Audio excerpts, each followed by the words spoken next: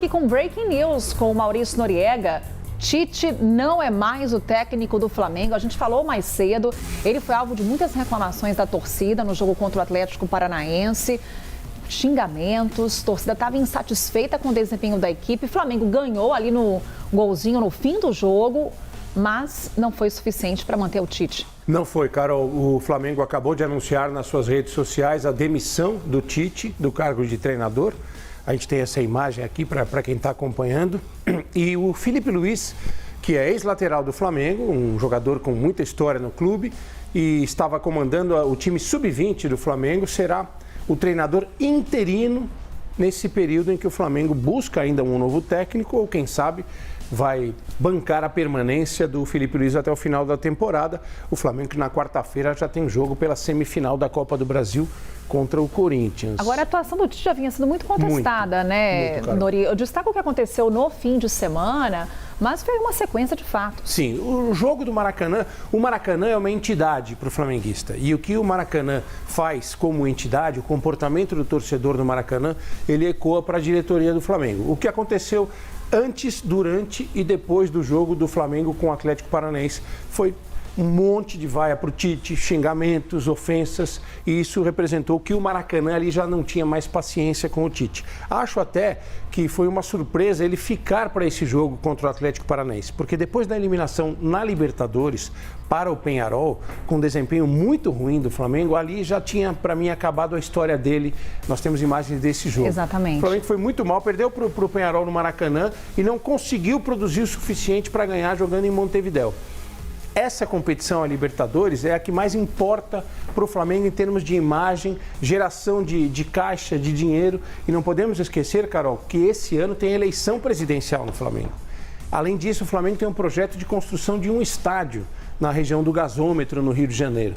Tudo isso interfere na política e na própria captação de recursos para a construção desse estádio. Se o Flamengo não for campeão da Copa do Brasil, o Flamengo terá uma queda de receitas muito grande nessa temporada. Tudo isso acaba sendo avaliado, além daquele padrão tradicional do dirigente de futebol no Brasil. O Tite estava muito mal, nada justificava que ele fosse apoiado por 100% dos flamenguistas. Mas as decisões, elas não são tomadas com base na questão técnica, no desempenho do trabalho, se está bem, se está ruim. São decisões que são tomadas por motivos políticos e acabam sendo direcionadas pelo comportamento da torcida nessa entidade que é o Maracanã. É porque o torcedor quer resultado, lógico, né, Nori? No caso do Flamengo, não apenas resultado, Carol, quer resultado e quer o Flamengo massacrando os adversários, o que não está acontecendo nessa temporada. Até pelo próprio elenco, pelo investimento na equipe. É óbvio, o Flamengo tem um elenco estelar, contrata pra caramba, tem um poderio financeiro incrível. E isso não se traduz no desempenho do time dentro de campo.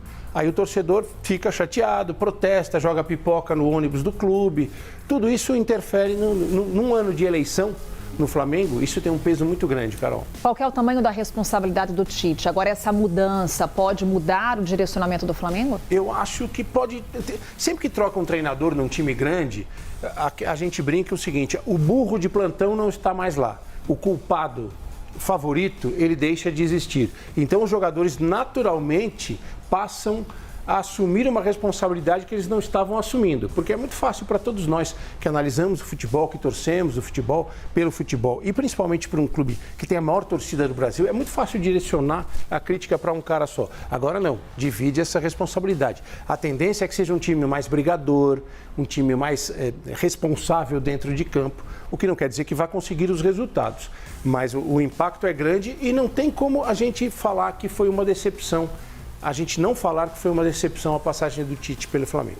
É até difícil a pergunta que eu vou te fazer, Nori, trazer um pouco desse futuro do Tite, porque ele comandou a seleção brasileira, estava aí no comando do Flamengo, como você coloca, uma equipe brilhante, ele estava ali à frente, né? Uma equipe estrelar, como você coloca. Estelar, cheia de estrelas. De estrelas. O que a gente pode esperar, então, com relação ao futuro do técnico? Ele perde um pouquinho de credibilidade como treinador depois desse trabalho que foi ruim no Flamengo. O Tite vinha de 2 Copas do Mundo com a seleção brasileira, nas 2 parou nas quartas de final. Foi um trabalho que começou muito bem em 2018, mas virou um trabalho bastante contestado no ciclo da Copa de 2022, Carol. Ele perde uma Copa América no Brasil para a Argentina e depois faz uma campanha muito fraca na Copa do Mundo de 2022. Decepcionante nesse aspecto. Talvez a volta dele para o mundo dos treinadores de clube tenha sido uma volta difícil.